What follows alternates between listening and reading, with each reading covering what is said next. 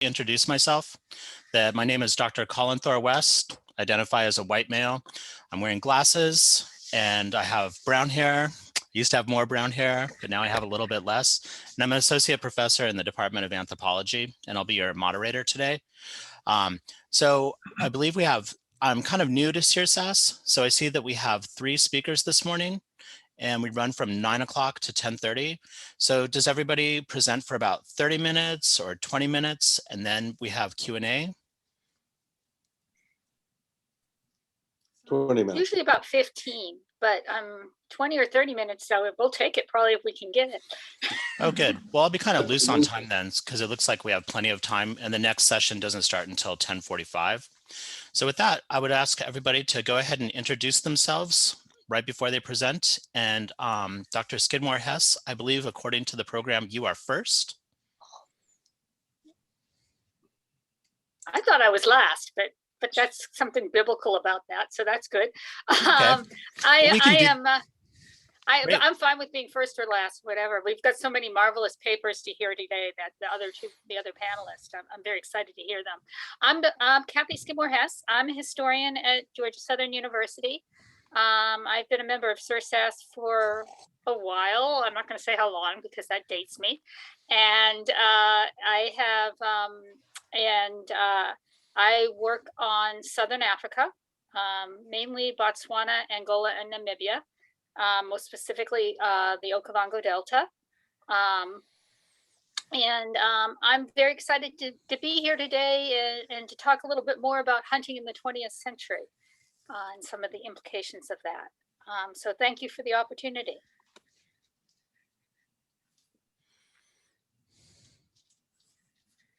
Do other people want to introduce themselves, or should I launch into the panel? I think we'll just go ahead and do it before each speaker. All right, so I'm going to start by sharing a PowerPoint because I know people like to look at animals and stuff while I speak rather than necessarily looking at me. We'll start with some of these pictures are mine. Some of the pictures are taken from the internet when I decided you guys would probably rather see slides. Whoops.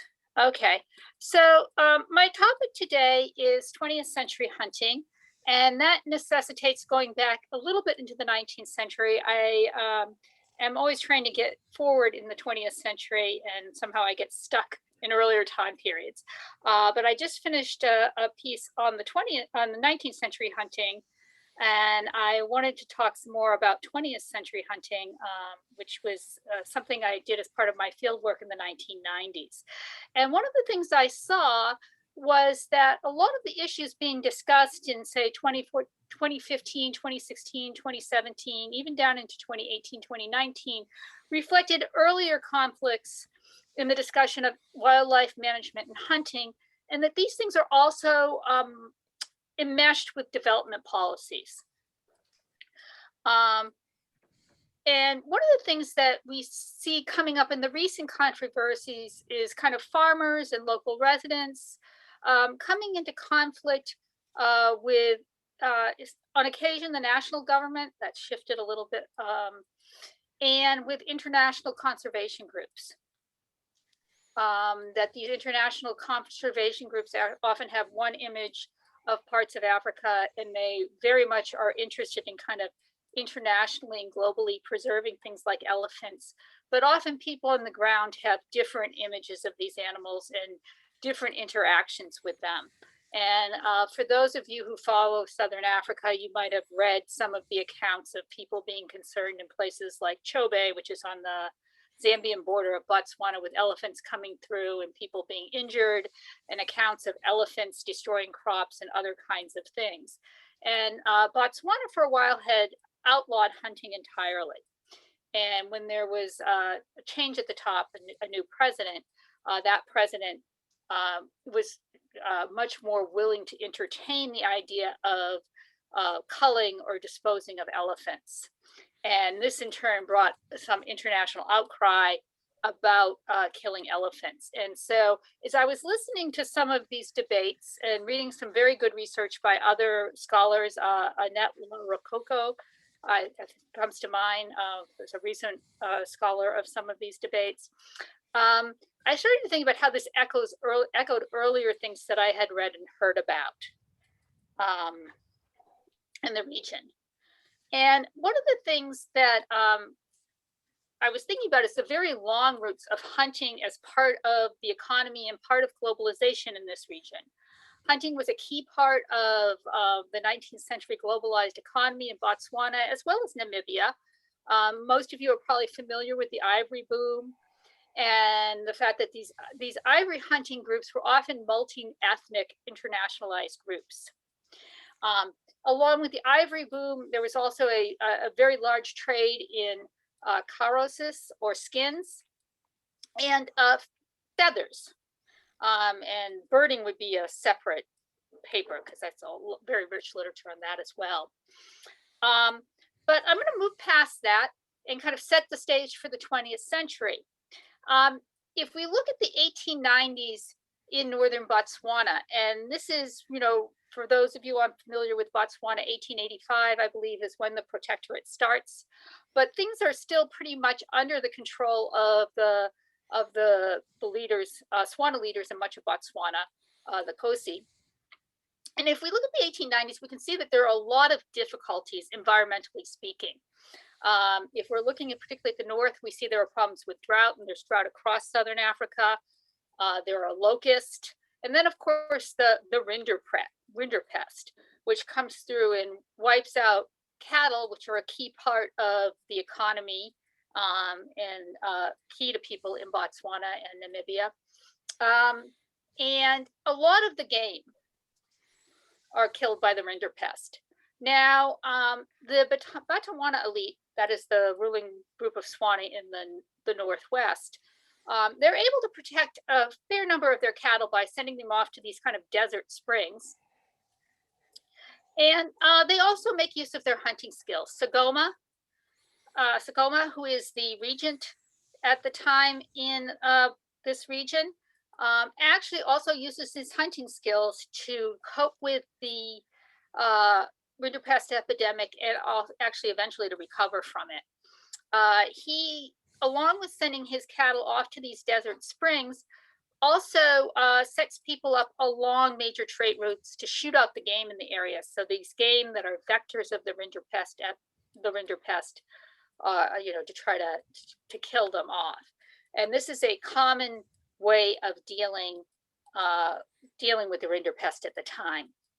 Now, at the same time, some people are devastated by this, and we do have accounts. I've gotten these accounts from both Barry Morton, who did a lot of oral histories in the region, and I've come across them as well, of people foraging and hunting and trading and selling skins to get through this time. People talking about their grandparents and great-grandparents. But after the rinderpest epidemic passes, we see that the Botswana region, Sakoma, launches campaigns to try to recover. And of course, part of this is about conquest, but part about this is gaining resources, and part of that is hunting. So he launches campaigns that go across colonial borders into what is then called the Caprivi Strip, the Caprivi area, and into parts of Angola, into areas that are covered by usually Lozi peoples in Mbukushu. And he does this to get tribute and ivory, most particularly ivory, and he trades that to help replace some of this cattle that has been lost to the rinderpest. Simultaneously, the rinderpest has freed large areas of well-watered land in the Okavango Delta for cattle.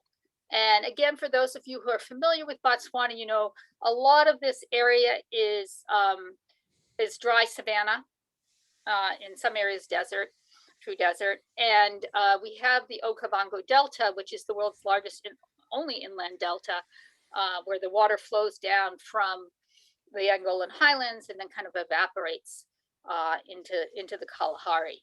So we have this large open body of water, but people can't use that for cattle effectively previously because of tsetse fly, which kills cattle. In the rest of Botswana, a lot of the water available is groundwater. So the rinderpest frees up this land. But then we have a kind of political issue. Sakoma is deposed in some politics around a divorce. He's childless and he wants to divorce his wife, so he goes south. He's married her in a Christian marriage ceremony, goes south to get a divorce, and he ends up imprisoned by the British. And his nephew, who is supposed to be ruler, is placed on the throne. And his nephew is impoverished by the legal battles that surround Sakoma, and he really doesn't have his resources because, of course, by the time Matiba is placed into power, he doesn't have these large regiments that he can go out and send to get tribute. He can't use them in the same way, and in these large hunting expeditions. So in the 1910s and 20s, we see this new leader coming in, Matiba. He's impoverished by the legal battles, and people kind of spread out. And he can't use his cattle to extend his political connections, and he himself is tied to Maun, which is the administrative center for the region. However, this is where the hunting comes in. He still has control of rights in animals in the sense that permission to go hunting, permission to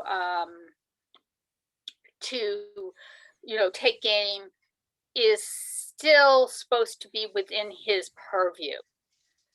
And so you still have a lot of people going out and hunting and using the proceeds of that to kind of build their cattle herds or build their capital in some way, shape, or form, or for survival. In 1925, we have the first game proclamation. And we see a lot of debates about rights in animals. The British come in and they want to claim that they're there to protect and preserve animals, particularly for the promotion of what they call the fur industry. And we see a lot of the Botswana leaders, not just Matiba, the Botswana, but large numbers of them saying, but we are protecting animals. This is our this is our patrimony. This is our resource. And we are much more capable of protecting it. And this is a part of our sovereignty. And it's kind of an interesting thing because, of course, these British officials, for the most part, are spending all their time hunting. If you read their diaries, if you read their accounts, they're fishing and hunting most of the time in northern Botswana. That's what they do. So it's an interesting back and forth because, of course, hunting involves rights in animals, and it also involves guns and all sorts of other issues. But they kind of say we can't afford to kill all the game because they're dependent on the ivory, they're dependent on the skin for export. And as these debates continue, and we see this coming up and over again, there's kind of this discourse about whether the leaders can, in fact, control tourists and also other kinds of what I've labeled bad whites. And bad whites are not just tourists who kind of come in and over the border and kind of indiscriminately slaughter things, but also they're very concerned about, for lack of a better word, Afrikaners. And not just the kind of main Africa hunter group that is in Hansi and Botswana, but people coming over the borders and hunting for biltong, which is a type of dried meat, and using trucks and using large biltong processing operations, and trying to control these groups of people. And there's a lot of discussion about whether the Cozy, in fact, can control these hunting groups, because these hunting parties go on for weeks and weeks and weeks. And occasionally they give reference to the person who's to Matiba and then Moremi, who are the leaders of the Botswana in the Northwest, saying, well, they always send out a group of their own people with the hunters, and that helps to control it. And for reasons, and I have to do more research on this, the British themselves are also particularly concerned about giraffes. There's always stuff about giraffes and giraffes as royal game. There are also exceptions in these game laws or in practice, particularly we see for the Northwest, for Ngami land, where they say, okay, there's still enough elephants in here that people should be able to kill them, so on and so forth. Now, again, what kind of shifts things in the Northwest is in the North in general is the return of the tsetse fly in the 1930s. By 1938, the tsetse fly, that's the tsetse fly there, has resurged, and it starts to push people who have kind of scattered out into the countryside, out of the Delta, and further south. And it makes them a lot more dependent on boreholes and well water and other kinds of things. And this actually is a period in which we see a lot more assertion of colonial control in this region, because as people are leaving the Delta, they're able to place them in settlements where they can more effectively tax them and keep control over them. Also people are, we also see the price of beef going back up. And there's simultaneously kind of a movement out of the Delta, but also the price of the cattle goes up as well. Again, if we look at like how is this affecting people, how is this affecting hunting? If you look at hunting up into the 1930s, even through the 1930s, you still see a lot of these large-scale hunting expeditions with the Botswana, where they bring all kinds of people with them, people who have unequal relationships, being forced to go along with them to do the hunting and to do the cooking and the caring and even some of the hunting. But suddenly, by the time we get to the end of the 30s, there starts to be demand for labor in a way that there wasn't before. We start to see tsetse fly control coming in, more colonial officials. Suddenly, there's more demand for mine work in South Africa. And we see that a lot of these young men who might have stayed near the cattle post, who might have even taken part in some of these hunting expeditions, that's kind of replaced in the interviews that I've done with them going off to the mines for a couple of years to get a gun and to get money for cattle, and then coming back. So we see a kind of shift there. So they're kind of drawing into part-time casual wage labor. But hunting also remains important. As I said, there's the tsetse control, which is a government office of the British Colonial Office.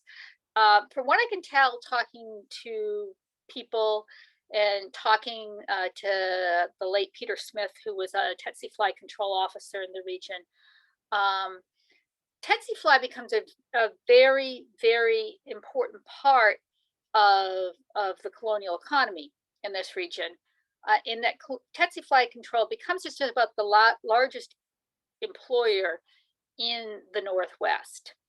And of course, they have people clearing land and building fences, and this is kind of hard labor that people aren't so interested in. But they also hire hunters, and they hire at least a good 50 hunters in the initial stages. And these guys are placed in certain intervals along fences. They're building a lot of fences for control, and they shoot animals that come near the fences, particularly things like wildebeest and zebra, and things that they might think might carry tsetse fly or other kinds of diseases like foot and mouth. And so some people say this is not hunting, but in fact, these people are in many cases allowed to keep the meat and allowed to keep the pelts, and they trade, and that's part of how they are paid. The meat that's acquired in this is also used to pay the tsetse control workers, and you know, the theory is, and if you read things like the Wilmot's accounts of Tsetse control, is that all these things are being sent south to be destroyed. But from what I can tell, interviewing people, the reality is that often, just like you see with the large 19th century ivory expeditions, the produce of killing these animals is being redistributed. And again, when we're thinking about, you know, what does hunting mean? I see some kind of changes in hunting at this point, because it's actually hunting for health or hunting for extermination. Because there's a lot of debates about whether you need to exterminate certain kinds of game for the purpose of protecting farms, for the purposes of destroying vectors of disease. I mentioned tsetse fly control, but of course there's also outbreaks of foot and mouth. And also, you know, interestingly, in the 40s, bubonic plague, and they actually, people who work in tsetse fly control are called fly boys. And they also have people who are called rat boys who work in bubonic plague control, and their job is to kill gerbils. Basically, it's the 1940s, so they gas them. But so that's not really so much hunting, but they do capture the gerbils and send them southward to test them for plague fleas. So that's another element that occurs. How am I doing for time?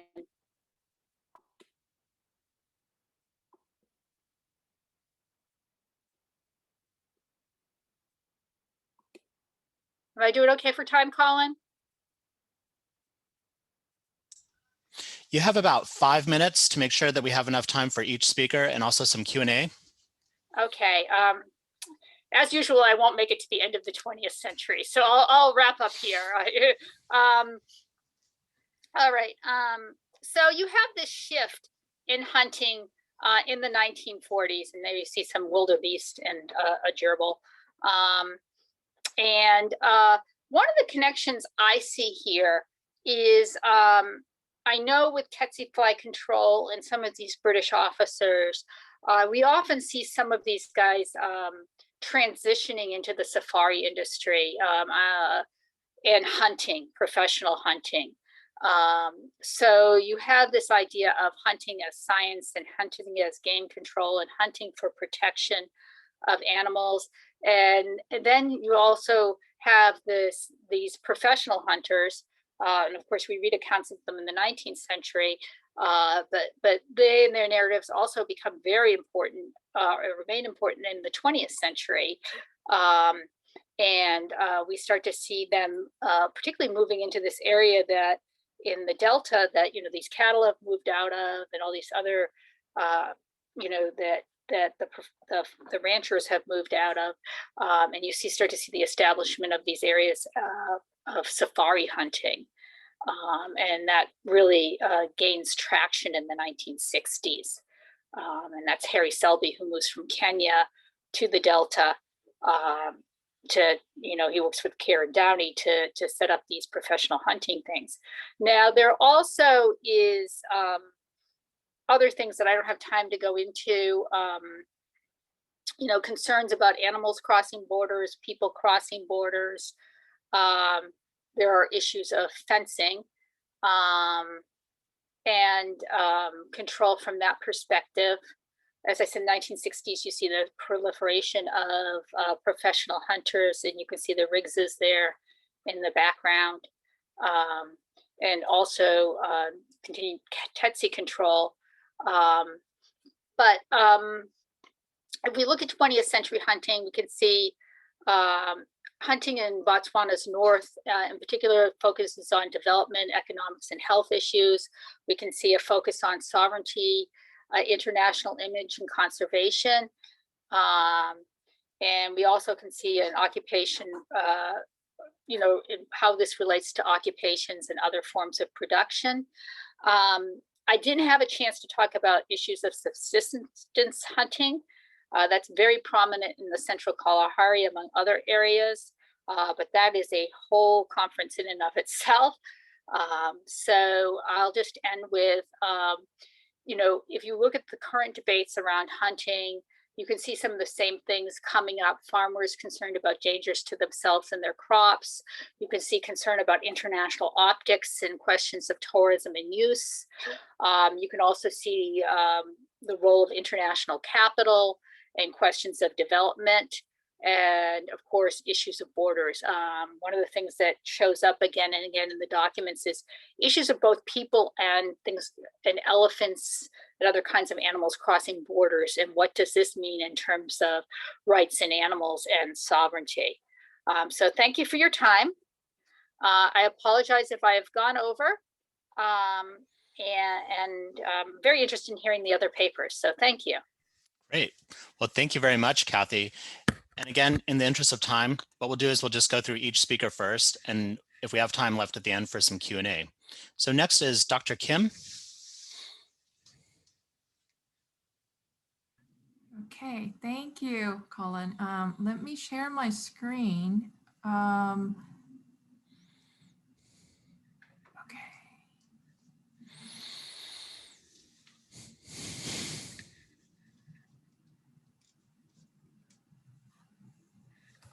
you go.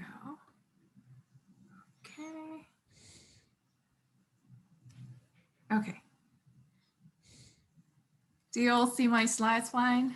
Yeah, but it's really large. Oh, okay. So like. So for instance, for me, I can only see like a quarter of it. I see the upper right-hand corner of it. I see the whole thing. Yeah. So it might just be an issue with my computer. Or maybe like adjusting the screen sharing. No. So yeah, I see it fine. Yeah. Okay. I think it's just an issue for me. Yeah. Hope that you can fix that. I fixed it. Thank you. Okay, great. Thank you. My name is Haesung Kim. I am an assistant professor of political science at Winthrop University. I've been at Winthrop University for almost 4 years now. Yes, I think this is my maybe third year at CERSUS. Yeah, I'm thoroughly enjoying being part of CERSUS. So thank you for listening to my presentation today. This is based on my joint work with my colleague Kennedy Mukutu based in Kenya.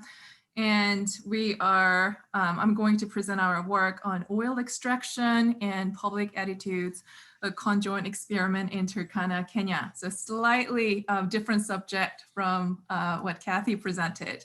So this work is based on our very recent field work that we collected our data in November through December of last year. And then you can see from our surveyor, like hanging, like the mask, like hanging there, like it's not actually part of the protocol. They are both supposed to wear masks and then keep the distance.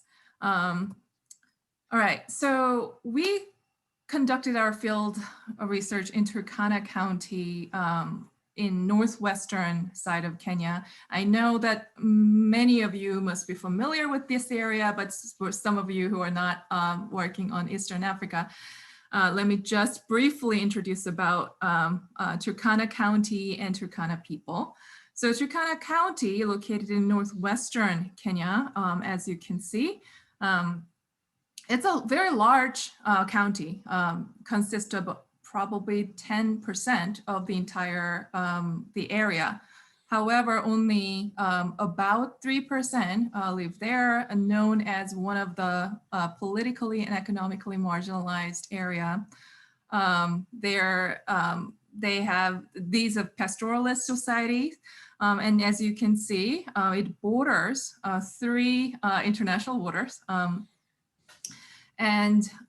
So people of Turkana, who is a main ethnic group or community in living in Turkana County, they border,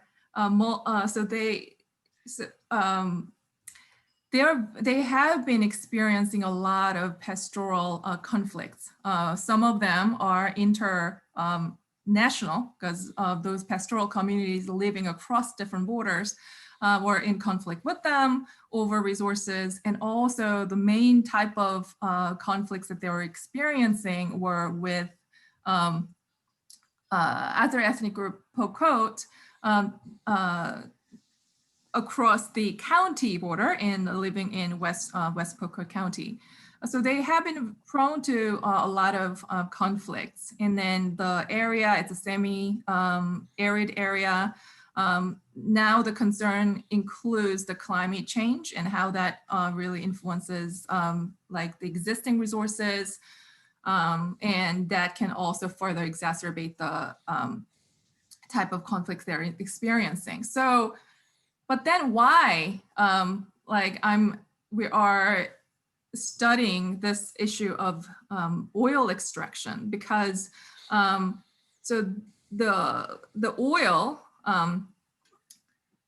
was discovered, like the commercially viable volume of oil was discovered about 2012 by a British oil company, Tullow.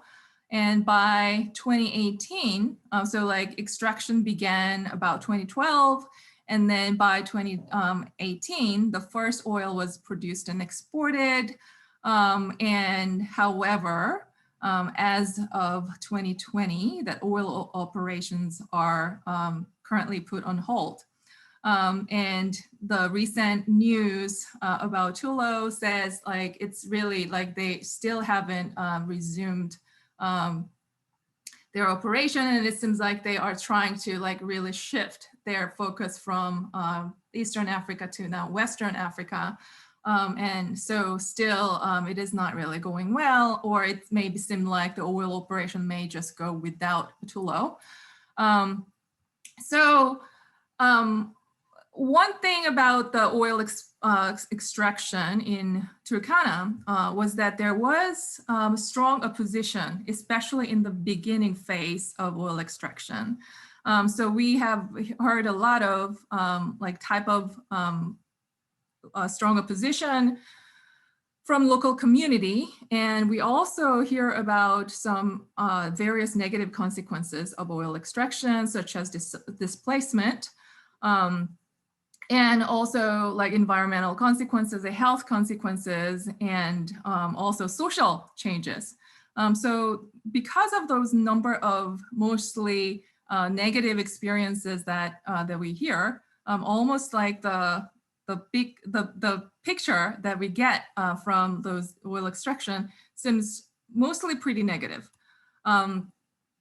But then some also report that Tullow or other oil companies also provided some economic benefits, including scholarship or some local public goods distribution, and also created new job opportunities.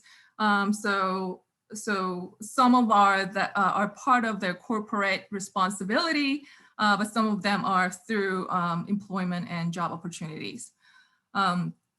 So the question we are addressing in this question is that, so over the 8-9 years of experiencing oil extraction in Turkana County, so like people of Turkana have experienced both positive and negative experiences as a result of oil extraction. But at this time, like really the main oil operation was put on hold. So what really are the impact of these various lived experiences of people of Turkana on their overall attitude toward continuous oil extraction and development? So we gather the data from original survey and experimental data. There are various, the theories on the impacts, expecting the impacts of oil extraction, particularly in developing countries, are well established. So the proponents of the resource curse hypothesis, they expect positive negative consequences of oil extraction. On the other hand, the proponents of the resource blessing hypothesis, they predict otherwise, the contrary, so negative impacts. But if we look at the different type of outcomes, so we can find a number of positive effects that reported, especially like I'm drawing mostly from the literature of the oil extraction, impact of oil extraction, focusing on Africa. So there are increased job opportunities and resulting higher incomes are often reported as a positive impacts, and the local public goods provision by those oil producers as part of their corporate social responsibility, those are also reported as positive impacts.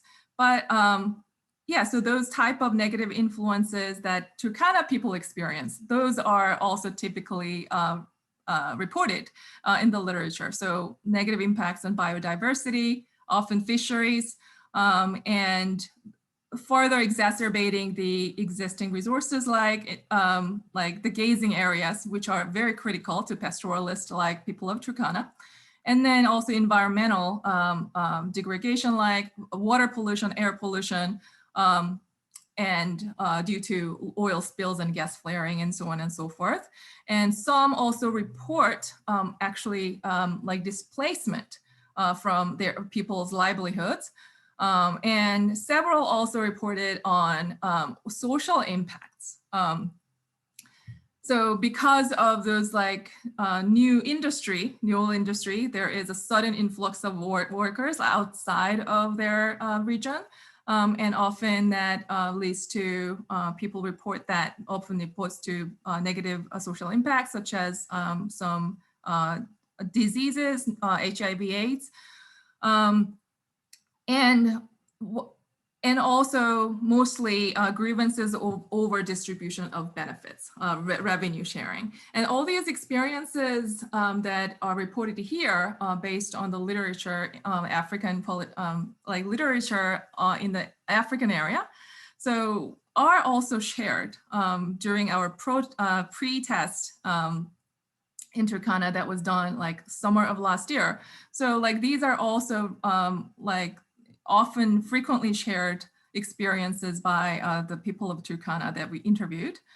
So what we wanted to do is we are actually, as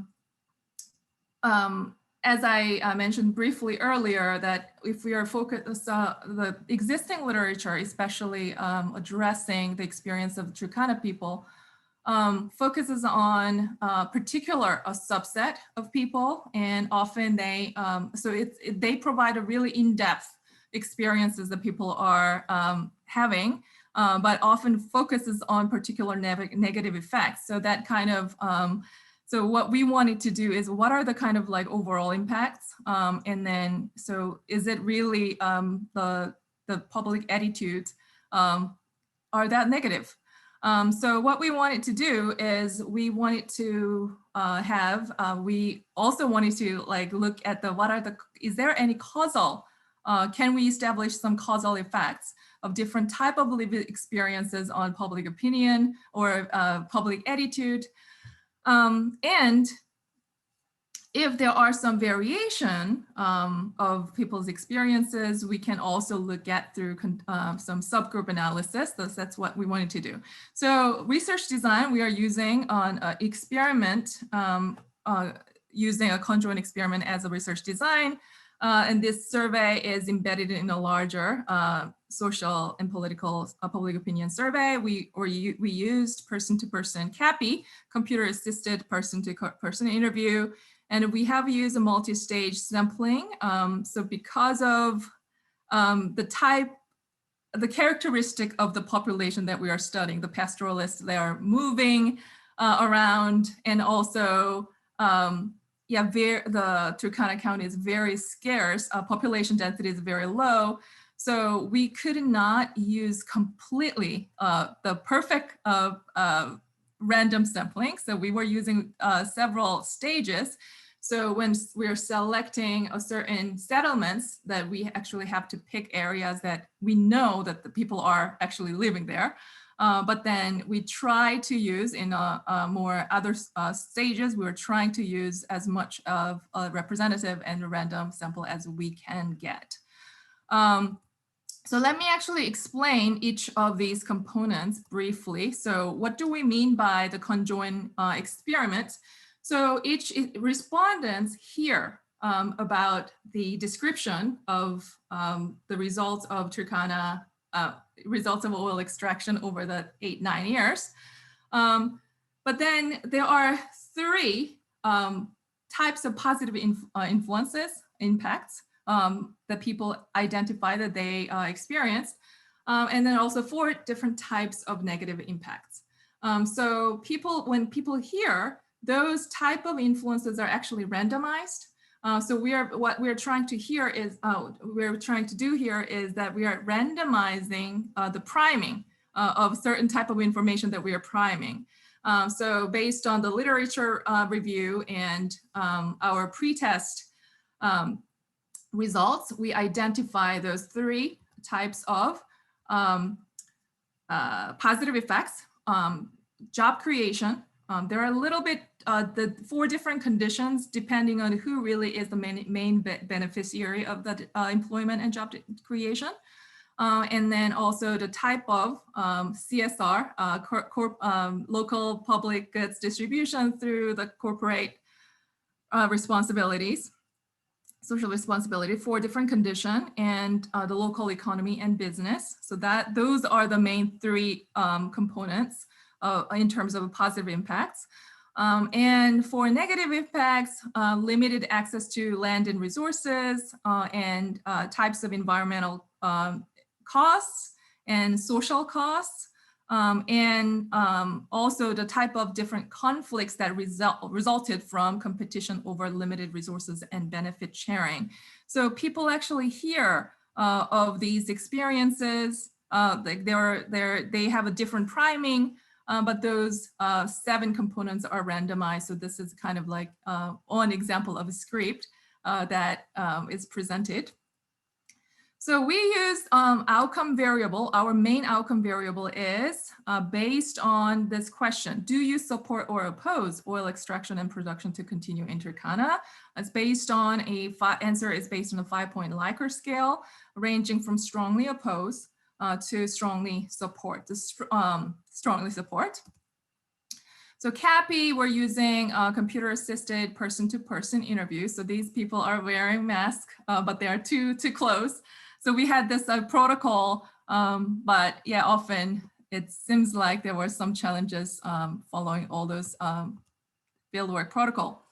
So let me explain the sampling method. So it's a multi-stage sampling. So when we are picking a particular area, so we actually we were able to cover all 6 constituencies. And then we picked some sub-national sub-county units, wards, based on how much the population density. But once those wards are selected, we selected the sampling area based on using those like landmarks in particular wards, and then randomize among those landmarks. So that was the first stage. And the second stage is a household selections. Starting from the sampling point, each respondent has to choose, use the random walk pattern and then use some skip patterns. So in this case, here people are skipping 2 households. Yeah, so like this is one example that like one time, yes, one of our field researchers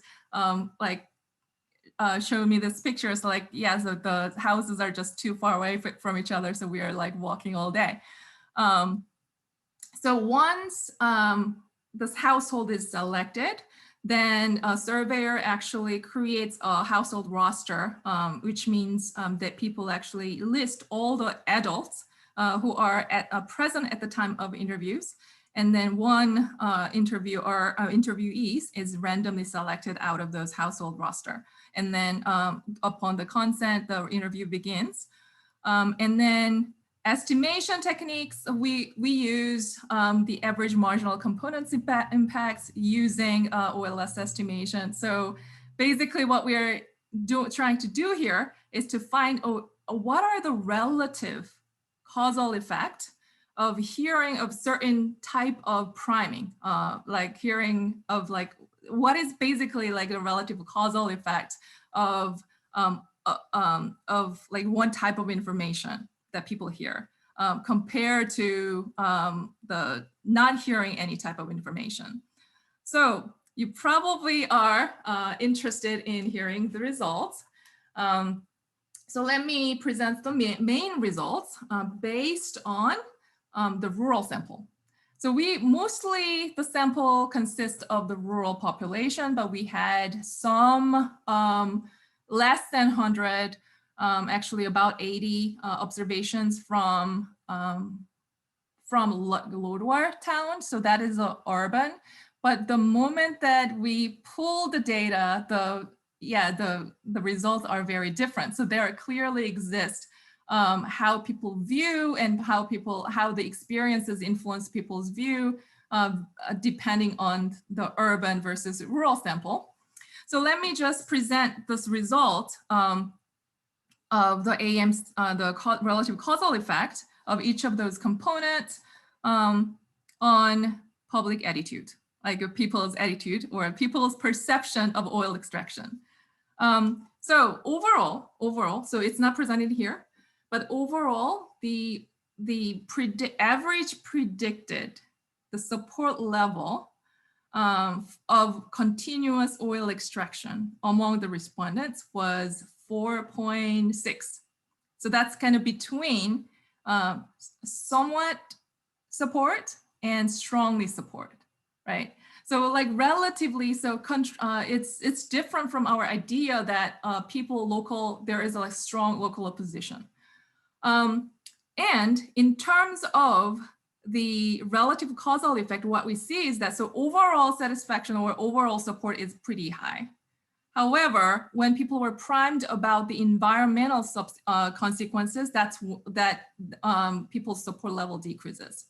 But the extent of the support level, the decrease in support level is not as high, so that even if we take into consideration, people still support, at least like beyond this somewhat support.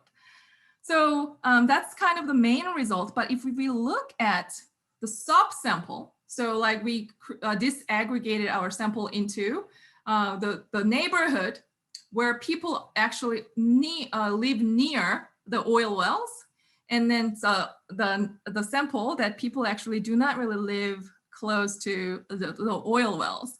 And the type of, so let me actually, this is kind of hard to see, so let me summarize this.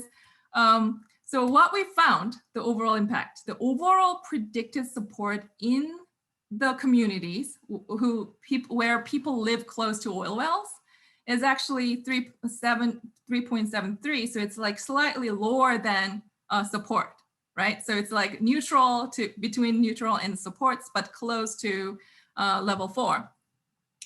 It is lower than the non-oil sample area. So sorry, there was a typo. The overall predicted support from the non-oil sample area was a lot higher. I mean, somewhat higher, one level higher, 4.82, right?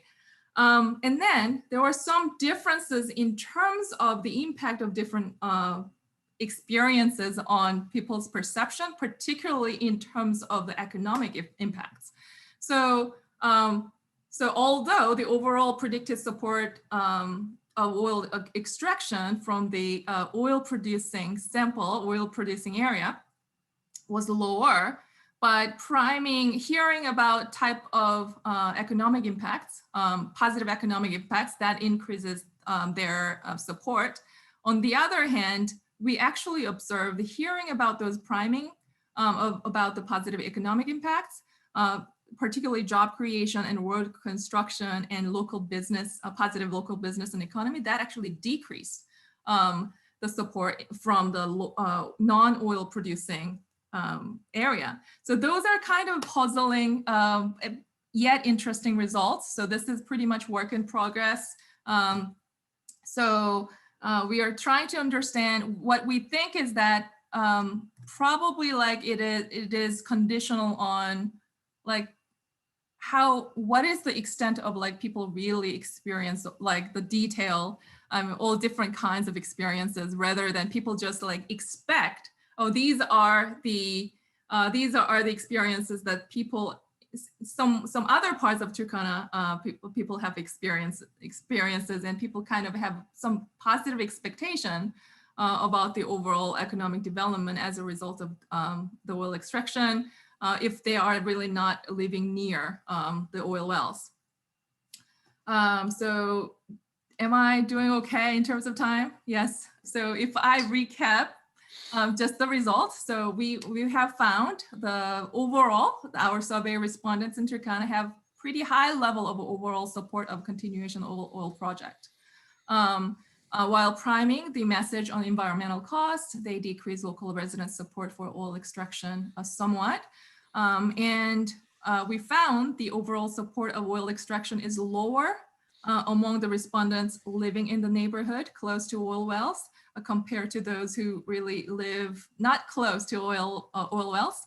And then priming of economic benefits of oil extraction increased the respondent support of oil extraction among respondents living near oil wells, but not those living distant from them. Often we actually experience a decreases in their support, although the extent was somewhat small. So those are the results. Thank you very much. Great. Well, thank you very much, Dr. Kim. So now we have our third and last speaker. So Dr. Cropper, can you go ahead and queue up? And it looks like we'll have significant time at the end for Q&A. Let me just share my screen here. Can everybody see that all right? I can make it big. There we go. Okay. Well, thank you once again, Circes, for putting this on. It's always a pleasure to be a part of this great community of scholars and budding scholars. My name is John Cropper. I'm a professor of modern African history, assistant professor of modern African history at the College of Charleston. And I focus primarily on environmental history in Francophone West Africa. So today I'm going to be speaking about the Great Green Wall Initiative. Some of you have probably heard of it before. And I guess the more formal title of this talk, we can say, is An Imagined Crisis, the Great Green Wall Initiative and Narratives of Decline. And so this is my first crack at it. This is a new project, so I'll be really interested in what all of you think, and I'll look forward to your questions during the Q&A. So on June 4th, 2008, the president of Senegal, Abdoulaye Wade, addressed the Food and Agricultural Organization in Rome, introducing an ambitious and multinational project to stop the southern encroachment of the Sahara Desert into the Sahel. The project, as we know, is the Great Green Wall, and it sought to plant a wall of trees from Senegal in the west to Djibouti in the east, stretching nearly 8,000 kilometers across the continent at about 15 kilometers wide. The wall of vegetation, he claimed, would generate the additional benefit of biodiversity, which would, quote, give our planet a new green lung and contribute thus to the fight against climate change. The plan would also cater to the needs of local populations. Alongside the Great Green Wall, he noted, the nations participating in the project could, quote, build water capture basins, enabling farmers in rural areas to grow food all year long, develop fish farming, and satisfy their nutritional needs, and even export garden produce. As such, Wade presented the Great Green Wall as a multi-pronged approach that would not only address the Sahel's enduring environmental challenges, but would also serve as a boon for local economic development. So let me here. Although this harebrained and somewhat ambitious idea seemed destined for failure, the Great Green Wall resonated with a diverse host of African nations, international governance institutions, NGOs, and the wealthy donor countries of the West, all keen on stimulating rural communities in the Sahel. However, climate scientists and ecologists were quick to point out that the premise of the Great Green Wall, that the Sahara Desert was advancing southward, is based on a misguided interpretation of the Sahelian landscape.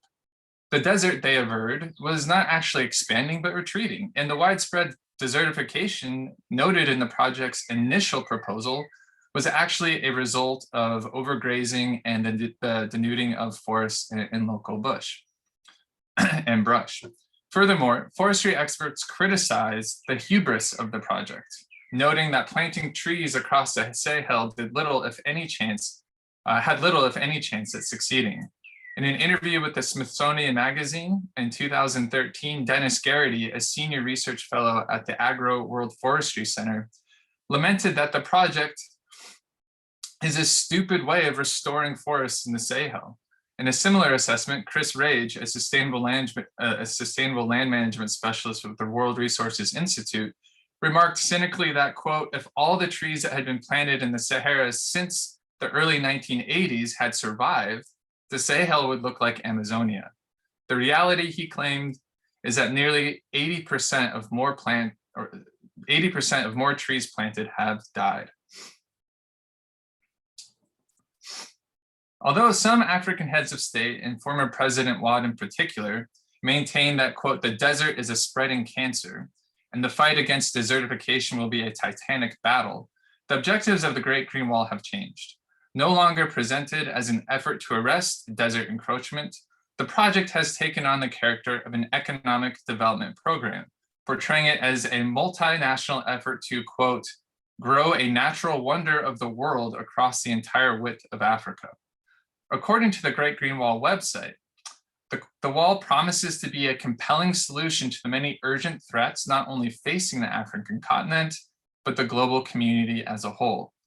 Indeed, the new branding of the wall as a man-made natural wonder of the world and, quote, a global symbol for humanity overcoming its biggest challenges, portrays it as a cure-all for climate change, drought, famine, conflict, migration, and economic development, just to name a few. However, the Great Green Wall's effort to restore and reforest the Sahel is the latest attempt of foreign and now local experts to reverse the alleged trend of environmental decline on the continent. Indeed, Africa and its diverse environments have long stirred the imagination of European explorers, colonial officials, hunters, and conservationists and environmentalists, who collectively work to return the continent to a bygone and in some cases Edenic natural state, as portrayed here, of course, in Henri Rousseau's The Dream, and then this image of Louis Spongera, a colonial official in the late 19th century, being carried through the forest by local African populations. And if you can actually look closely at this particular image, Africans themselves almost look like they're part and parcel of the environment rather than maybe the responsible stewards of it. Their limbs and the tools they use seem to kind of blend into the roots and the vines of the actual image itself. And of course, The Dream, you have a white, presumably French European woman sitting on a couch dreaming of what the kind of Edenic world of Africa might look like from her couch in Paris. So at the turn of the 20th century, European colonizers offered two separate yet related interpretations of Africa's environments. For some, Africa served as an unexplored and ever-threatening dark continent, a vestige of Joseph Conrad's foreboding account of the Congolese environment in his famous novel, The Heart of Darkness.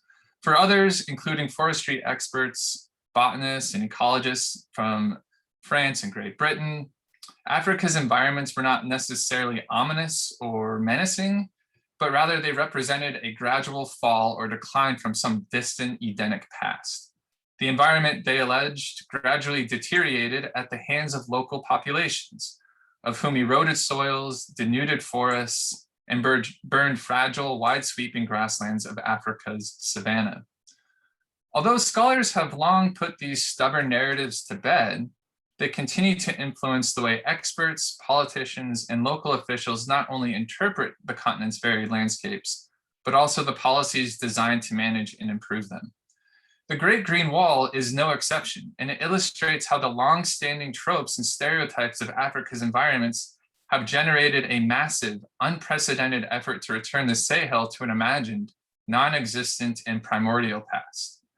In fact, the Great Green Wall is not a new idea, but one that has been considered at different stages over the course of the 20th century, from the era of French and British colonial rule to present day. To that end, This project really explores whether the Great Green Wall is fighting a real or imagined ecological crisis. And it argues that the long-standing narratives of decline have overshadowed the innovative and technical expertise of local farmers and pastoralists, who historically have mitigated the environmental challenges of the Sahel for generations. The paper places the Great Green Wall within the longer historical narrative of colonial and post-colonial efforts to transform Africa's landscapes. By upstreaming, or what we say, working back in history, this project will examine how long-standing narratives of environmental decline, deforestation, and soil erosion from the 15th century to present day have culminated in the Great Green Wall Initiative. And focusing predominantly on Senegal, which has already devoted labor and capital to building the wall, it will investigate how explorers, traders, colonial officials, state actors, and development experts have relied on declensionist tropes, deforestation, desiccation, food scarcity, as well as Edenic idealizations, Africa as this untouched paradise, to legitimize the project, even when the science itself undermined its initial aims.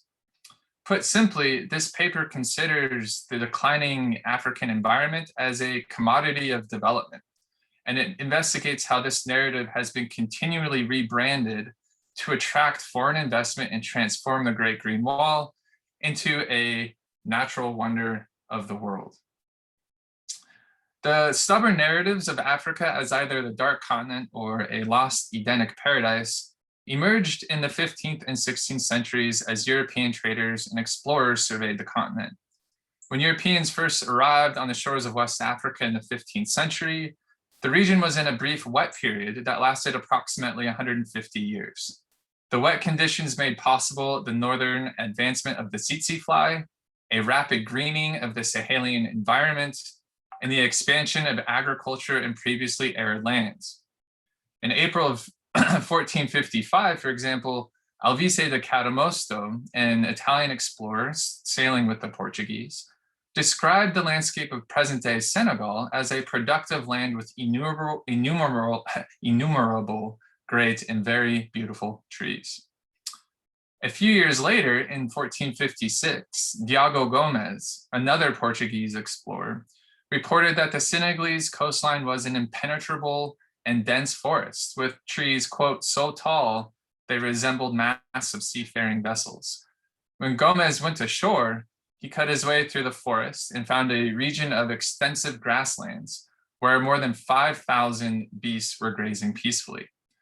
Taken together, these quixotic accounts of early explorers portray the West African coastline as virtually untouched wilderness, teeming with wildlife and vegetation.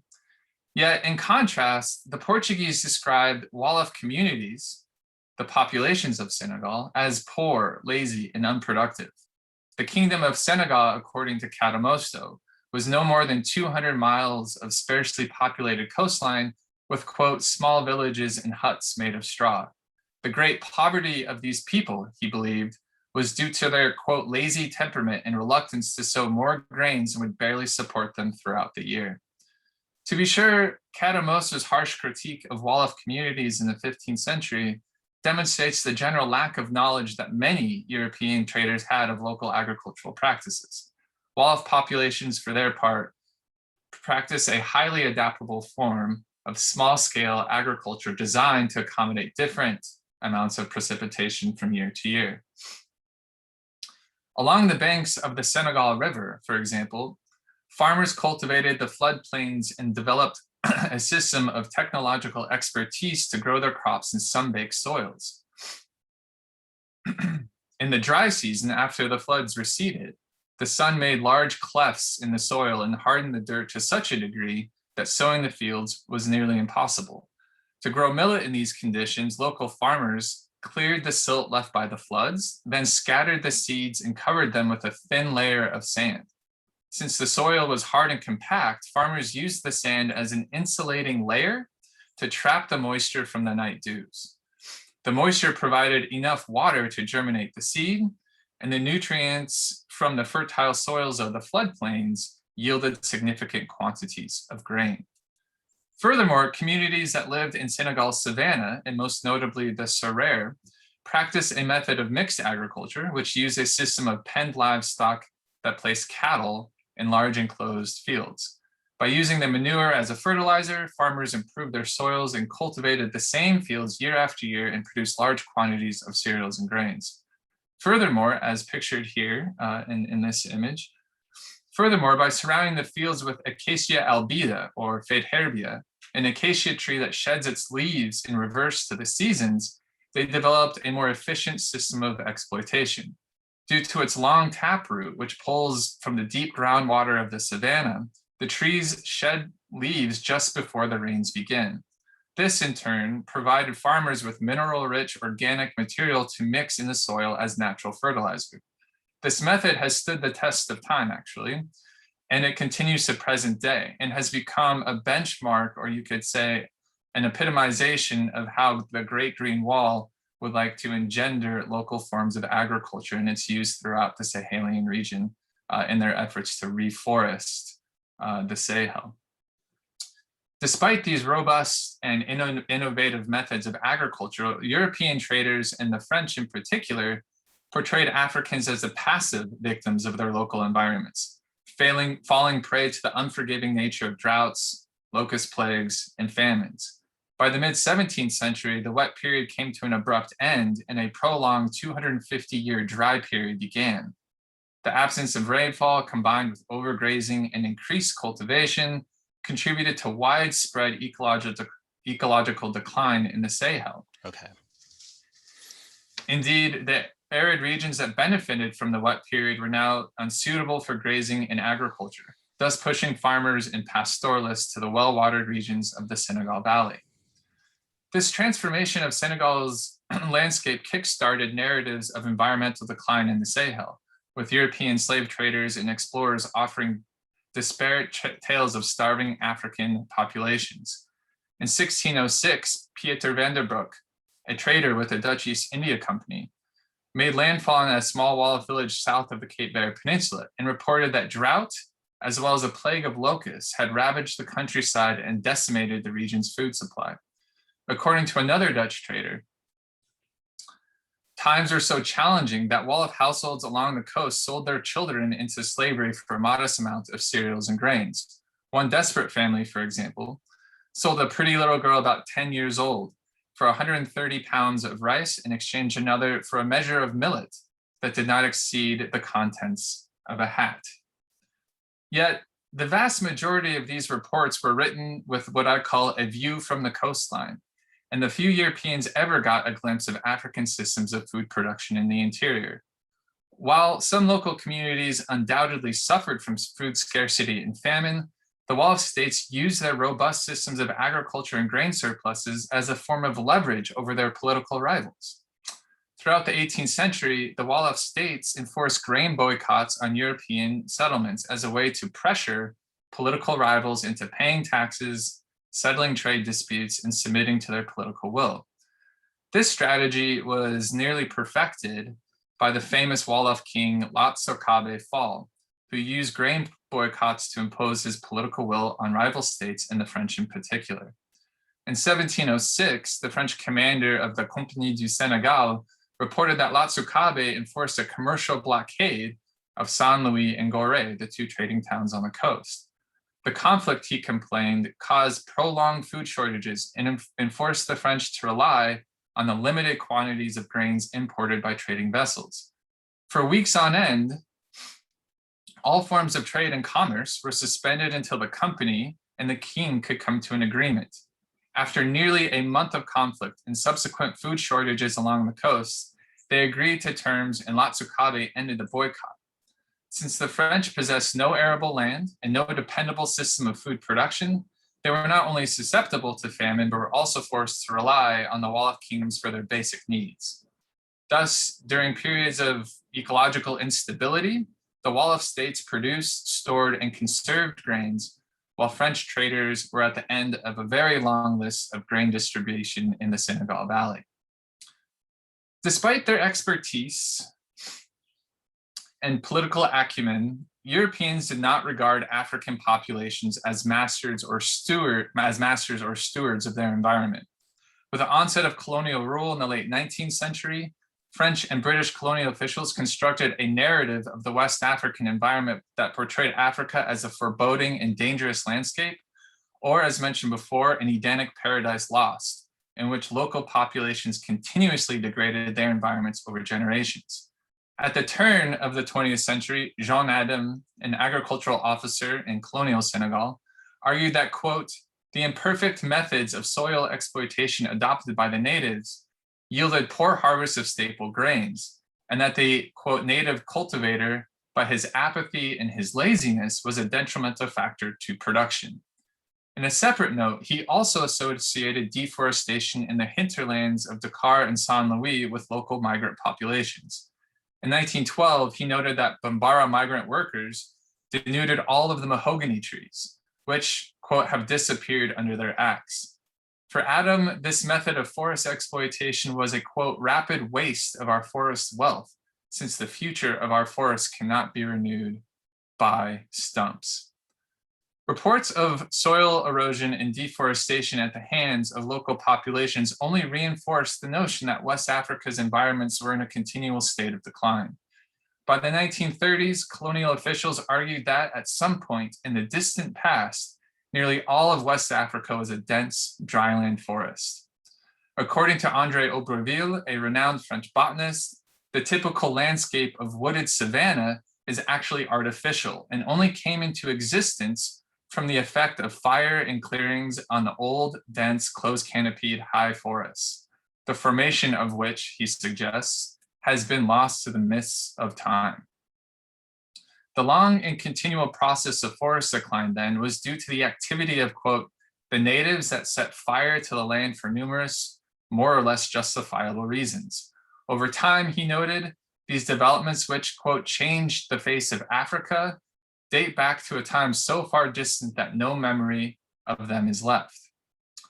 An authority on African forestry in his day, Aubreville's assessment of the West African landscape, which have been challenged by contemporary scholars, notably James Fairhead and Melissa Leach, shaped the way French and British colonial administrators approached the savannah and the Sahel. In 1935, E.P. Stebbing, a British forestry officer, reiterated Aubreville's claims that a large, ancient, and dense dryland forest pervaded throughout all of West Africa. Like Aubreville, Stebbing held local pastoralists and farmers accountable for the continual loss of forest lands. Yet he also argued that the rapid encroachment of the Sahara further exacerbated environmental degradation. In his speech delivered to the Royal Geographic Society in London in June of 1935, which was entitled The Encroaching Sahara, the Threat of West African Colonies, Stebbing argued that the Sahara Desert was gradually expanding southward and that all of the savanna grasslands of West Africa would fall victim to desertification.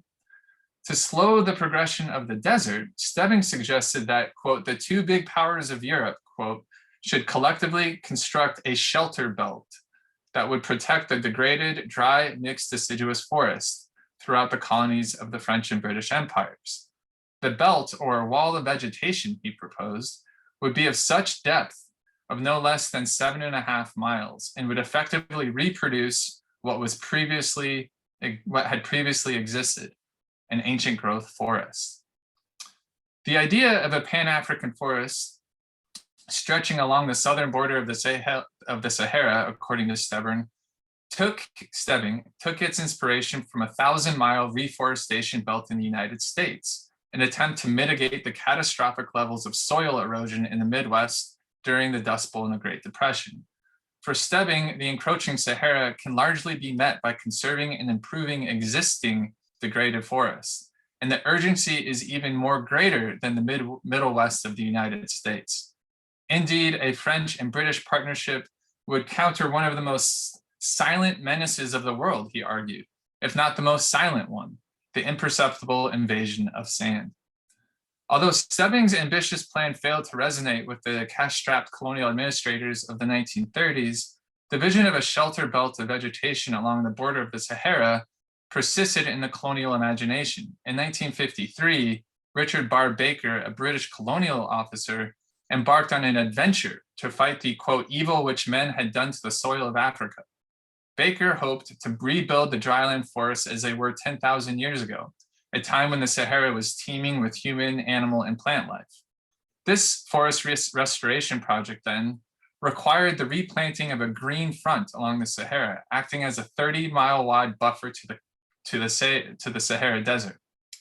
After returning from his fieldwork, Baker regarded the Sahara Challenge and the construction of the green front in a global effort, suggesting that the, quote, offers of a glorious opportunity to think the political differences and past exploitations of our planet into a new creative economy, a new way of living, a biologically correct way of life bringing health and security. Baker's vision, therefore, served as the brainchild of the Great Green Wall, the most recent iteration of Stebbings' Forest Belt or Shelter and Baker's Green Front. Indeed, his concept of a buffer of trees stretching across the continent not only inspired the misguided science behind desert encroachment, but also the broader conceptualization of the wall as a cure-all development project, addressing the challenges of climate change, endemic poverty, famine, and migration. This imagined ecological crisis, the imperceptible invasion of sand, as Stebbing referred to it, is no longer the primary focus of the Great Green Wall project today, as mentioned before, even in spite of the persistent references to desert encroachment by some former and current heads of state of Africa. In an interview with National Geographic in 2013, Jean-Marc Soumanasse, an environmental specialist with the Global Environmental Facility, made it clear that, quote, we are not fighting the desert because the desert is not advancing. The Sahara, he insists, is a very stable ecosystem, and though some areas experience, quote, some sand movements, the desert has been relatively stable in this area for generations. Without a doubt, the Great Green Wall has transformed from a misguided attempt to solve a seemingly imagined ecological crisis, shaped by long-standing narratives of Africa's environmental decline, to a social and environmental movement, in which the wall is marketed as, quote, the most inspirational and urgent movement of our times. Drawing from the project's website and literature, the initiative encourages communities around the world to, quote, help grow a world wonder by signing the Great Green Pledge, as pictured here in the slide. The pledge gives us more power to lobby governments and organizations to support the movement, according to the website.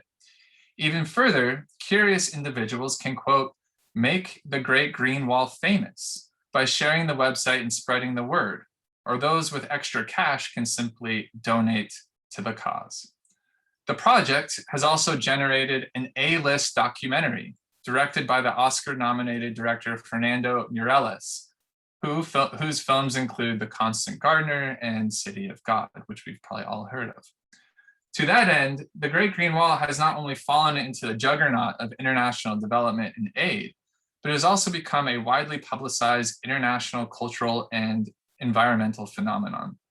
Environmental decline and development in Africa, it seems, has become a marketable commodity that plays to the heartstrings of humanitarians and environmentalists alike.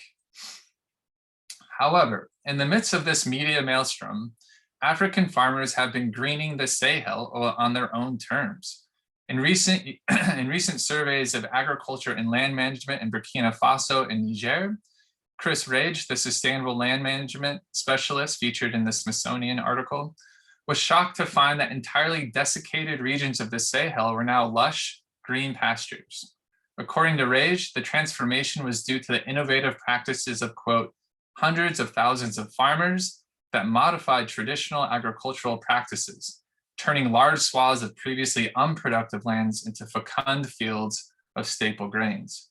The greening, he noted, went on under our radar, under everyone's radar, because we weren't using detailed enough satellite imagery. In Niger, planters use farmer-managed natural regeneration, which serves as a middle ground between clearing the land and letting it go wild. In Burkina Faso, farmers built zai, which are a grid of deep planting pits across rock-hard plots of land that enhance water infiltration and retention during droughts, providing more or less workable conditions even when there is a scarcity in water. These alterations to local farming practices, according to a geographer with the US Geological Survey in West Africa, have transformed the region into an unrecognizable landscape, contentedly remarking that it actually looks like Ireland. In closing, experts, consultants, and coordinators of the Great Green Wall Initiative have taken notice of these remarkable transformations in Niger and Burkina Faso, and efforts to incorporate these innovative practices in land use and agriculture have been adopted by other participating nations. In the end, the solution to greening the Sahel and the important work that still continues in the region today was not cooked up in the imagination of colonial officials or Western-trained experts, but within African networks of knowledge, technological know-how, and deep familiarity with the landscapes. By examining how Africa's environments have been understood over the longue durée, this paper has hopefully shed light on how Africans, despite their sophisticated knowledge of the land and environment, have largely been marginalized or silenced in the environmental history of West Africa. Narratives of decline and the allure of large-scale development projects to reshape Africa's landscapes have eclipsed the skillful stewardship and management of local populations that, as we have seen, have successfully navigated the challenges of living in a volatile and arid environment. That'll do it. Thank you, guys.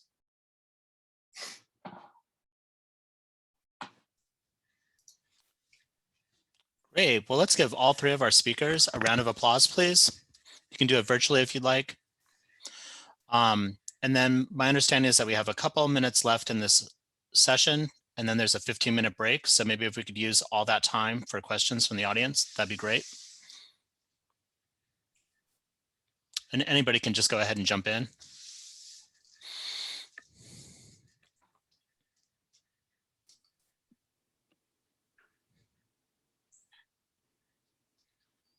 My question is about the Turkana oil extraction. My name is Jerry Marikia Cleveland. I teach environmental studies at the University of North Georgia. And I was born and raised in Kenya. And so my question is, do your studies indicate what the rest of Kenya feels about oil extraction in Turkana? For majority of Kenya from other areas like the highlands, unfortunately, Turkana is this part of the country that is a lot of people don't know about.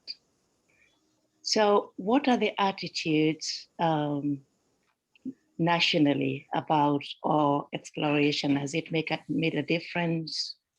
And yeah, what are the attitudes? Should I answer or yeah? Sure. Thank you so much for that question. So this study only collected data from Turkana, but I really appreciated you asked that question because a few years ago, when I was collecting data only like from Nairobi. So I actually had a, like slightly different, but like, yes, I actually had that experiment, like what type of experiences that or expected consequences from oil extraction in Turkana, how does that influences perception of people of Nairobi? So I don't know what you expect, but generally people have a high like level of support for oil extraction. But then again, that was before a few years ago. Like that was just that the survey was done in 2018. So when that project, I couldn't really continue because of like people were not very interested in hearing of like the people of Nairobi's perception over like what's going on in Turkana. Although like, yes, like there is a high level support. But one thing is that varying different type of information of like what are the experiences that Turkana people are having or are expected, that didn't really influence people's view that much. But just the overall level of support definitely was there. And then it is, yes, like so I don't know whether that's something that you expected. I mean, it's really good to know that the audience is interested in like the other Kenyans' view. Thank you. Colin, can you hear me? Yep, loud and clear. Oh, thank you. I'm Ken Wilburn. So good to hear all presentations today. I have a question for you too, Haesong. I was wondering if you are familiar with the Akosombo Dam project in Ghana, because it raises many of the same issues in a larger way, because it's much more, its effect is much wider, as you are working on in Kenya. I'm just suggesting that you take a closer look at that, and that may give you some insight in terms of more questions to ask or other directions to go into with the good work that you're doing now. Thank you so much, Ken. Thank you.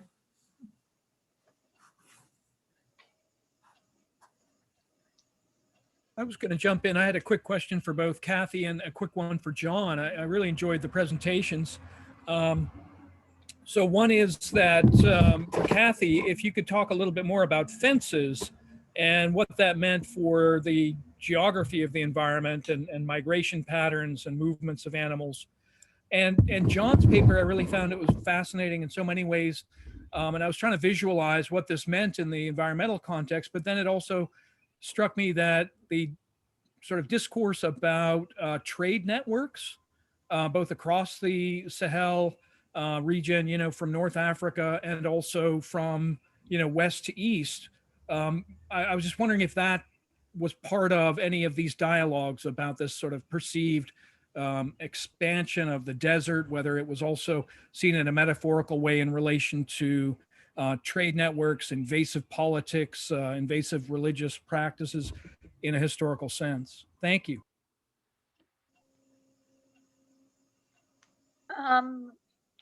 Okay, I guess it sounds like John's question is extensive, so I'll answer briefly, Aaron. And I actually have a question for my colleagues in a minute too. But in terms of fences, that is a whole fascinating thing in and of itself, right? And as many of you well know, this has been a long ongoing debate in the international community for a few of us. You probably remember the cry of the Kalahari, and this whole discussion of what fences do to migrating animals, and this concern about things like wildebeest and zebras and all these other kinds of animals migrating across, how are they going to migrate with the fences in place? But I think fences in the 20th century are a fascinating question in Southern Africa, and particularly in Botswana, because you see by the mid 20th century an effort to fence in everyone. And across borders, there's a fence that's built along the Botswanan Zimbabwean border. There's talk about fences along between South Africa and Botswana, and I don't know if you're aware of it, but a fence across the Namibia-Botswana border as well, with the upper border being the Chobe River, among others. And the whole point actually is to fence things in. They don't want the animals moving for whatever reason, right? For foot and mouth disease, and they don't want them migrating. And they don't want people migrating either. So the sort of lived geography changes. And if you're driving through Botswana, in the 20th century, you're often stopping at these checkpoints for foot and mouth. Most recently to stop and get your sneakers and stuff so you're not spreading it. And so the whole point is to slow down movement and to divide up the country for purposes of border security and nationalism, but also for the purposes of securing people and animals in specific spots, to kind of prevent that movement. In many cases, which is which is, you know, seen as a pathology, that it spreads, movement spreads pathologies, be it bad white Afrikaners coming across the border to make biltong, or foot and mouth, or renderpest, or elephants that destroy farms. It's all to secure people in place. I don't know if that answers your question. Okay. Okay, thanks, Aaron, for the question. It's a big question. I'll try to be succinct here, because the project itself is a longue durée history. So I guess I'll start with your question in the pre-colonial period. And from my understanding, at least from my work in Senegal, in terms of the Sahara Desert, as both a barrier, but also as a network of trade, really created these kinds of, I would say, conflicting interpretations of not only the environment, but of how trade actually operated in the 17th and 18th, and we could even say the 19th centuries.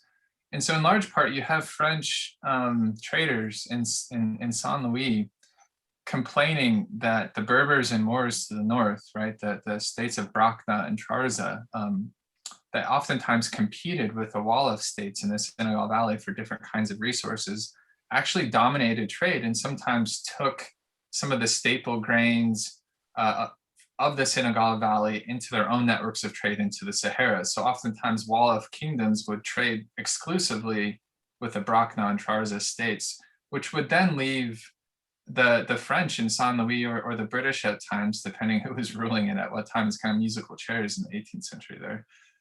They would often be at the end of this really long line of grain distribution, and oftentimes would have these serious episodes of famine and food scarcity in coastal cities. And so there was this kind of anxiety that, one, they were not in control of basic needs, but then two, they also kind of projected their experiences of famine onto the interior and more or less said, the African farmers can't produce enough grains to support themselves during these difficult times of drought and famine. And which really wasn't true, right? Because most African states, especially the Senegalese or the Wolof states in the Senegal Valley, had very robust systems of food production that actually at times, fed enslaved populations that had to board ships and go across into the transatlantic slave trade. So there is this kind of intersection of misunderstandings of environmental decline and drought, and this inability to effectively trade with the Wolof states in the pre-colonial period, which in a previous project that I try to flesh out extensively. But as far as the colonial period, and I think this is really where kind of the rubber hits the road, is you have French colonial officials extremely concerned about cash crop production and maintaining a healthy forested environment, right? And so they target peanut producers and charcoal makers as the primary, you could say, aggressors of environmental degradation. And the reason why they're so concerned with this is because if you cut down trees and then you kind of exhaust soils, you're basically creating a perfect storm for desertification, combined with what they understood as an encroaching Sahara. And so it was in the kind of parlance of a lot of French colonial officials, they certainly believed that, if they didn't get a handle on peanut producers and charcoal makers, the colony would be completely devastated by the combination of desertification with the encroaching Sahara. Of course, these interpretations were incredibly flawed, and it also just assumes that local farming practices and forest practices did not regenerate forests, in which case they often did, and oftentimes colonial officials just misunderstood that for environmental degradation.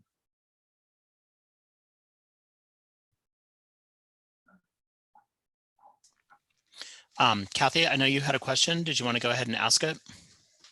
Yeah, it's for both the other panelists. I really liked and enjoyed both papers. They were great, and I learned a lot. I have a question. You both seem to be trying to get at African systems of knowledge and understanding. But my question is about positioning, both with knowledge in relation to things like the Green Wall or the oil project, is that it seems like interests would break down and you get at this, Dr. Haisung, depending on what you're doing, your position on the green wall or your system of knowledge might be different and maybe even competing in terms of farmers, cash crops, kitchen crops, grazing. And I was wondering if you found that there are competing systems of African knowledge and competing interest in relation to land use. I suppose I can go first real quickly. I think I can kind of provide a succinct answer. The way I understand systems of knowledge in this context, especially with the contemporary Great Green Wall, is not necessarily competing interests, but more of an entanglement of different types of knowledge cutting across different ethnic groups in Africa and different regions of Africa, right? So as I mentioned with the Acacia albida, which is also Acacia fadeherbia, that particular tree, right, is not necessarily indigenous to all parts of the Sahel, but it does have this incredible characteristic of shedding its leaves in the reverse seasons, which one fertilizes the ground, and then during the other part of the season when all the other leaves are out, this tree actually lets sunlight into its canopy, so it actually enables these crops to grow at a quicker rate. And so this type of knowledge that rare populations in Senegal have used has also been adopted and borrowed and entangled within other kinds of systems of knowledge. And I would also say that these aren't just exclusively African systems of knowledge, right? I think when we talk about entanglement in a particular way, that also incorporates using kind of practices from the West that seem to map on nicely to African environments. And it's kind of an experimentation process where you use one thing and then you try another thing the next. But what's actually quite remarkable is that in Niger and Burkina Faso, these kinds of techniques have gone unnoticed and under the radar. And that to me kind of tells that there is a robust network of knowledge being shared through African communities that doesn't make it to the level of policy making or to the level of this kind of highly infused media atmosphere that you see with the Great Green Wall. Do I have a couple of minutes to respond?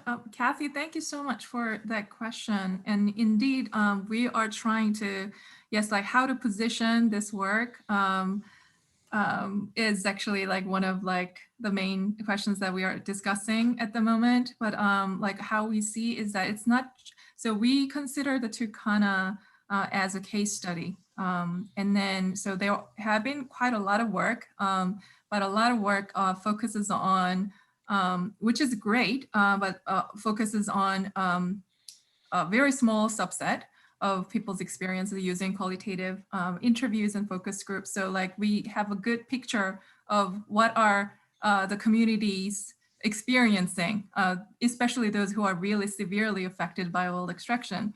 But it was kind of hard to get the like how different communities are experiencing. But then like, so we found the public opinion data or more survey research was a little limited, not only for Turkana, first of all Turkana, but then overall the oil extraction, impact of oil extraction or resource industries in Africa. So we are trying to actually position or locate our study like under kind of development studies, like looking at the impact of resources, and then particularly in Africa, and then using a case study from Turkana. Thank you. Can I jump in? Thank you. Absolutely. Yeah. Good morning, everyone. Great presentations, very eye-opening this morning. But my question is for John. It looks like everybody is asking you a question, John. My question pertains to your presentation about the Great Wall, the Great Green Wall. Mm-hmm. Evidently, there are critics on one side and advocates on the other side. And if you, John, if you were a consultant advising the supporters of the Great Green Wall, what will will your advice be to them? Well, thanks for the question. That's an incredibly fair question, especially if someone's critiquing it the whole time, right? You know, I would tell probably first and foremost, they should spend their money not on documentaries and marketing and advertising, but put it actually toward the project first and foremost. It seems like they spend a lot of money on marketing and media rather than actually addressing the problem. But secondly, you know, I'm quite positive on the project. You know, I think that narratives of environmental decline oftentimes shape the way that we understand Africa's environments. But that doesn't necessarily mean that the interests that those narratives draw to the continent are bad. And so what I would probably, you know, counsel coordinators of the Great Green Wall to do is to listen to the successes of local farmers and listen to the successes of local communities that haven't developed a universal solution to the problem, but have responded to the needs of their local environments. And I do think people are in fact doing that. And I think if you can move away from kind of the palaver of heads of state and people like Abdoulaye Awad, who clearly are making this a kind of political success story for themselves, and to actually focus on people on the ground, you'll find that the project has a very good chance at being quite successful. But again, that really depends on country to country too, because nations like Senegal have really devoted a lot of money toward it. But if you think of places like Chad or Niger, the resources aren't as robust and the funding mechanisms aren't as well greased as they are in certain countries. So I guess that, you know, in a kind of superficial manner, you know, I would say look at local practices. I kind of guessed that answer because I looked back at your map that you shared 1975 and 2000, and I think it was 3 or 13. And the difference there, the local population were making. So I feel like, well, whatever they do, they need to include local expertise. I kind of guessed that, but I just wanted to hear it from you. Thank you so much.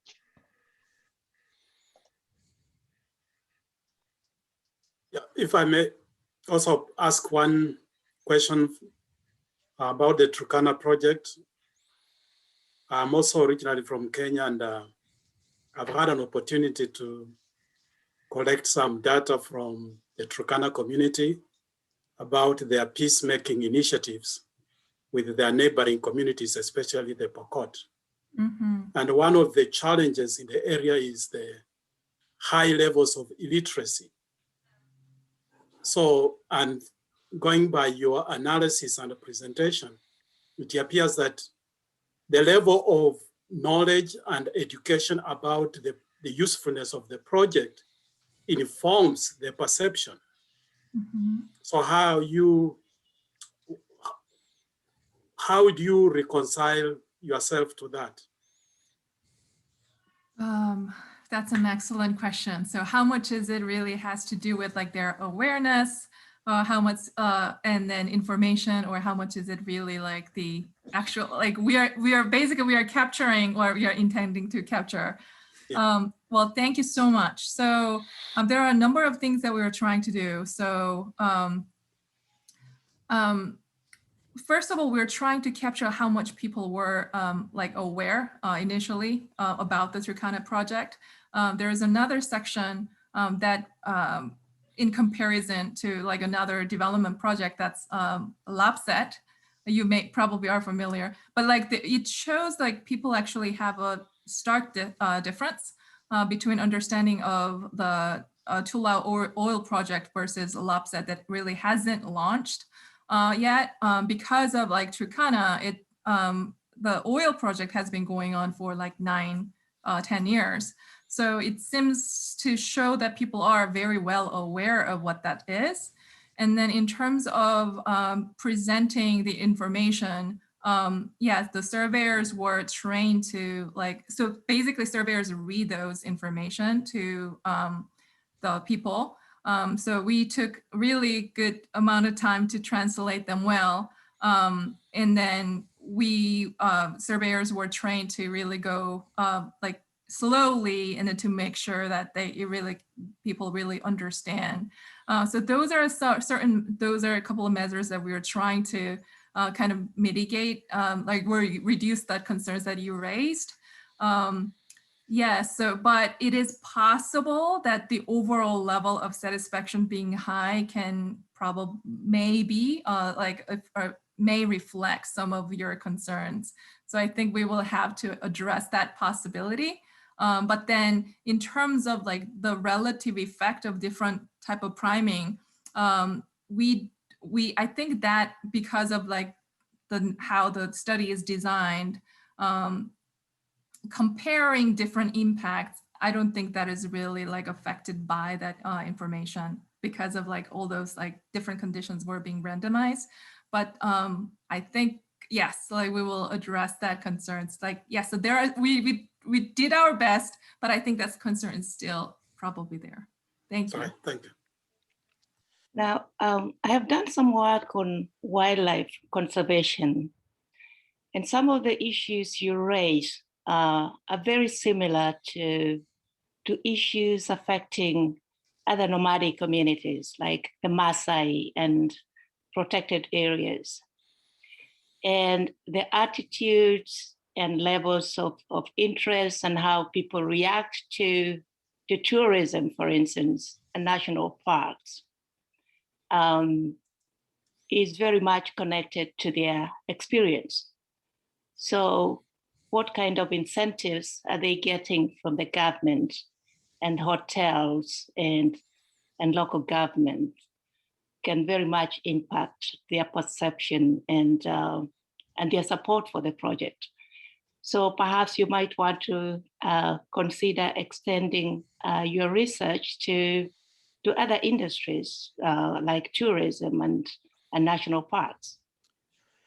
Yeah, I'm sorry, everybody, but I've got to wrap up this session. So control as host has been handed over to me, and other sessions of CIRSIS are now starting. So I want to give everybody the opportunity to go attend other sessions. So I just want to thank our speakers again. This is really wonderful. Thanks CIRSAS for organizing this conference, and also thank my colleagues here at UNC for making this possible. You all have a really great day, and let's keep in touch with one another, okay? Thank you. You bet. Have a great afternoon. Thank you. You bet. Bye-bye, everyone. Thank It's you. nice meeting you. Thank you.